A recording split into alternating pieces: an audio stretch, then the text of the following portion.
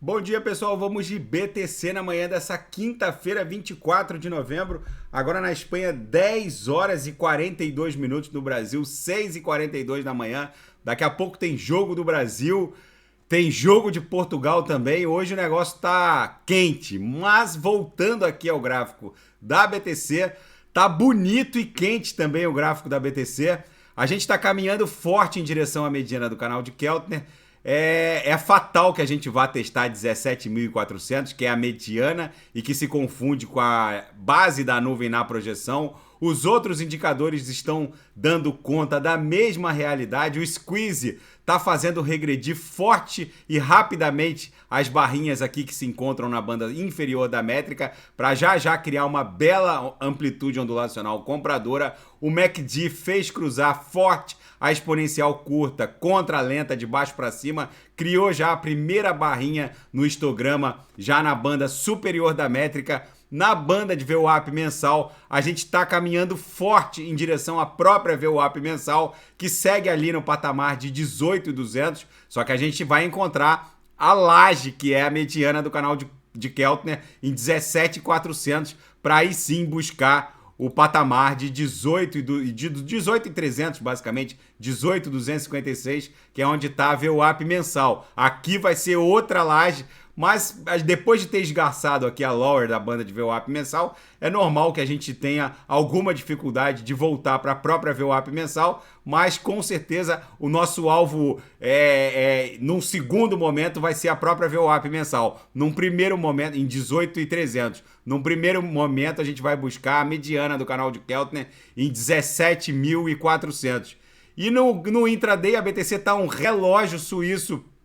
Tá dando bons trades hoje. Ó, bate na upper, volta para VWAP, bate na lower, tá voltando para VWAP. Daqui a pouco eu vou ofertar os sinais. Todos os sinais da sala fecharam ontem religiosamente e rapidamente, justamente porque a BTC observou a nossa banda de movimentação no intraday e hoje não vai ser diferente. Lucro no bolso dos assinantes. Lembrando, gente, que mesmo com essa brutal volatilidade da BTC, os sinais na sala estão fechando de forma religiosamente segura. Daqui a pouco eu já vou ofertar os sinais. E na Seara Fática, 10 mil BTCs saíram da carteira criptográfica vinculada ao hackeamento da MTGOX, aquela exchange de 2014 que acabou tendo drenados delas milhares de BTCs. Ela declarou falência no Japão e os wallets vinculados ao hackeamento ainda são meio que um fantasma dentro da criptografia, dentro do mundo cripto.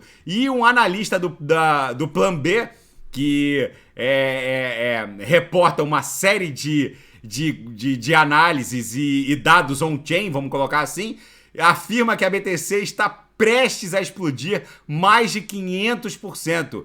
Ele calcula um padrão de acordo com a aproximação da BTC, da aproximação temporal da BTC em relação ao próximo halving. Segundo ele, o colapso da FTX foi a sedimentação final para esse fundo e que agora a BTC estaria próxima de explodir 500% e não está fora do radar, eventualmente $100 mil.